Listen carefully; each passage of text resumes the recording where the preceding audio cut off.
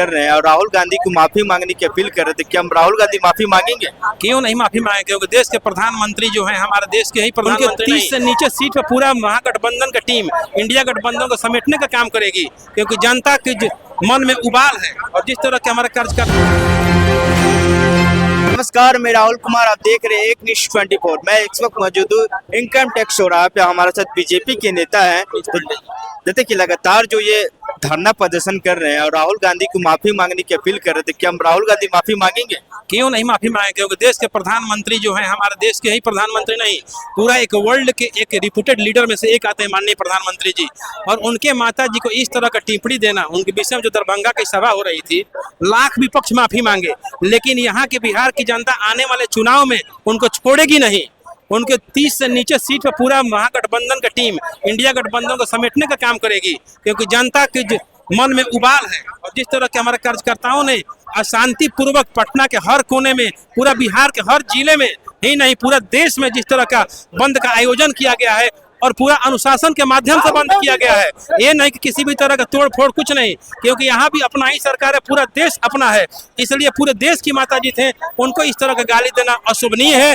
इसलिए तेजस्वी और राहुल दोनों माफी मांगे, क्योंकि इस तरह का स्टेटमेंट देना अशोभनीय है।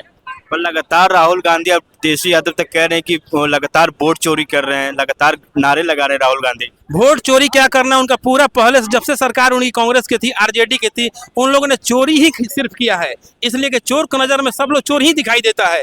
एक आदमी चोर होता है तो समाज का हर व्यक्ति को उसी दृष्टिकोण से लोग देखता है। इसलिए उन्होंने इस तरह का बयान दिया। और क्या गलत है भाई, एक आदमी को एक वोट देने का अधिकार है। जितने भी आप क्षेत्रीय एरिया में जाइएगा, बॉर्डर एरिया में जाइएगा, तो जो भी इन्होंने किया है कि इतने पर्सन का नाम कट गया है कि अब बांग्लादेशी और घुसपैठी यहाँ पे वोट देंगे कि बिहार के वोट से ही बिहार का सरकार का निर्माण होगा और देश के वोट से ही हमारे देश का निर्माण होगा। इसलिए जितने भी ये वोट चोर का नारा लगा रहे हैं, ये खुद पहले के चोर हैं जो कि अभी वोट को ट्रांसफर कर दे रहे हैं। इतने सारे डेवलपमेंट का इशू हमारे बिहार में चल रहा है। फिर 15 तारीख को मोदी जी आने वाले हैं बिहार में। आने के मतलब तरह तरह योजनाओं का उद्घाटन करते हैं, ना कि वो बात बनाते हैं। पटना मेट्रो और पूर्णिया के एयरपोर्ट का उद्घाटन करने आ रहे हैं। पटना मेट्रो तो कितना बड़ा ऐतिहासिक कदम होगा, क्योंकि आज़ादी के बाद हर क्षेत्र में हमारा बिहार कहां से कहां पहुंच गया। आज के डेट में जितने भी अगर जुड़िएगा आंकड़ा फाइनेंशियल कमेटी के माध्यम से, सबसे अधिक डेवलपमेंट काम हमारे बिहार में हो रहा है। ये तो बहुत सौभाग्य की बात है। विपक्ष ये भी कभी कभी क्वेश्चन उठाते हैं कि प्रधानमंत्री जी को इतना नहीं आना चाहिए। क्यों नहीं आना चाहिए? बिहार के मतलब ये होता है पी से भारत, आई से इंडिया, एच से हिंदुस्तान, ए से आर्यावर्त और आर से रीवा। बिहार के चारों, इंडिया के चारों नाम बिहार में समाहित है। इसलिए प्रधानमंत्री जी पूरा फोकस बिहार और पूर्वांचल पर पूरा किए हुए हैं, जिससे कि आज़ादी के बाद पश्चिम क्षेत्र के लोग विकास किए, मुंबई के लोग विकास किए, कर्नाटक के लोग विकास किए।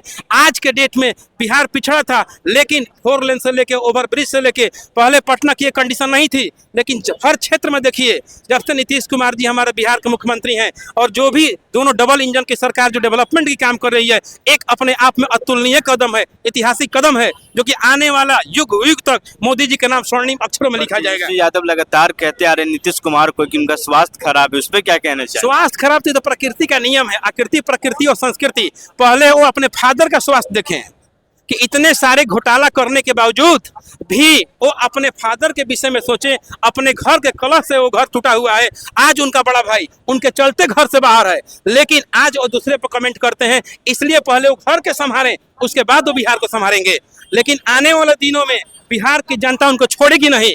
वोट के माध्यम से यहाँ आपको बीजेपी की सरकार बनाएगी, जदयू की सरकार बनाएगी और इनके माध्यम से डबल इंजन की सरकार हमारे बिहार को डेवलपमेंट की रफ्तार को आगे की ओर हमेशा बढ़ाता रहेगा और बढ़ाते रहेगा। पूर्णिया में भी देखिए 15 तारीख को पूर्णिया एयरपोर्ट का उद्घाटन होगा, जहां से कि हमारे पूर्णिया उस क्षेत्र के जितने भी लोग हैं फ्लाइट का आनंद लेंगे।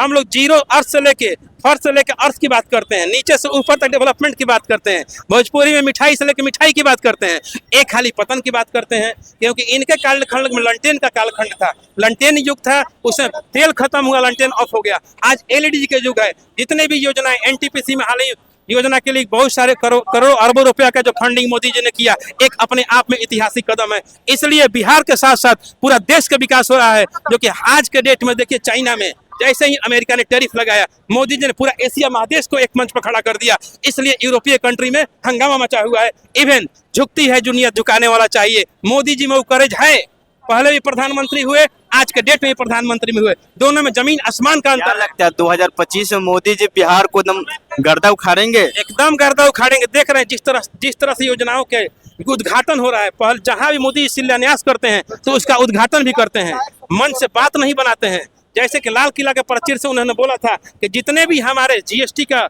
लेवल को डाउन किया जाएगा।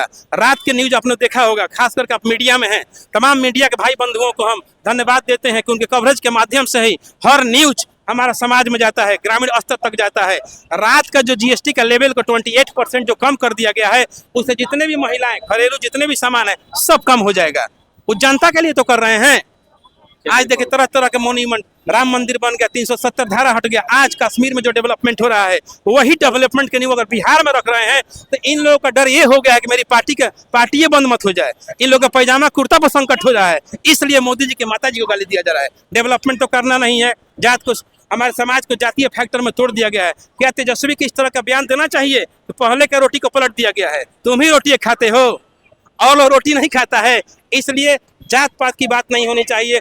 हर भाई, हर जाति, हर समुदाय के लेकर चलने वाली भारतीय जनता पार्टी है। ये नहीं कि एक कास्ट फैक्टर की बातें होती है। जातो भी हमारे भाई हैं, सब लोग हमारे भाई हैं। जब भी प्रधानमंत्री जी मंच से बोलते हैं तो 140 करोड़ हिंदुस्तानियों के डेवलपमेंट के बारे में बोलते हैं, ना कि कोई रोटी आना परोठा के बारे में बात करते हैं। इन लोगों का काम धाम है नहीं, तो खाली जातीय उन्माद फैलाइए और जातीय धर्म को तोड़िए, यही उनका काम है। मुस्लिम भाई भी सुरक्षित हैं। पहले कोई भी चीज होता था, जैसे मान लें कि इनका मुद्दा था कि वोट चोर, किस तरह की वोट की चोरी की बात करते हैं, वही फर्जी वोटिंग पर बात करते हैं। जितने जो भी नाम कटा है, 65 लाख 70 लाख जो इन्होंने आंकड़ा दिखाया है, वो सारे घुसपैठी हैं। इसके बाद हम लोग बंगाल में जाएंगे, पूरा कंट्री का वोटर लिस्ट को ठीक करना है, क्योंकि बिहार का ही लोग का हक है, भारत के नागरिक का ही हक है वोट देना की, ना कि ये नहीं हक है कि बांग्लादेश को आके बिहार में वोटिंग करे और यहाँ सरकार का निर्माण करे। और जितना भी घटनाएं होती है सब वही करते हैं। कोई हमारे भारत का नागरिक नहीं करता है, कोई हमारे बिहारी तोड़फोड़ नहीं करता है, सब बांग्लादेशी घुसपैठ आकर के ट्रेन जलाते हैं। कहाँ कुछ हो रहा है? क्योंकि मोदी जी से डर है। मोदी है तो मुमकिन है। देखिए, जैसा कि भाजपा नेता ने बताया कि देखिए पूरी जो घटना लगातार इनकम टैक्स चौराहे से मैंने दिखाया, और लगातार जो बिहार बंदी को लेकर है, चारों तरफ पटना जाम है। इसी तरह तमाम वीडियो के हमारे साथ बने रहे, देखते रहे एक न्यूज़ 24। धन्यवाद।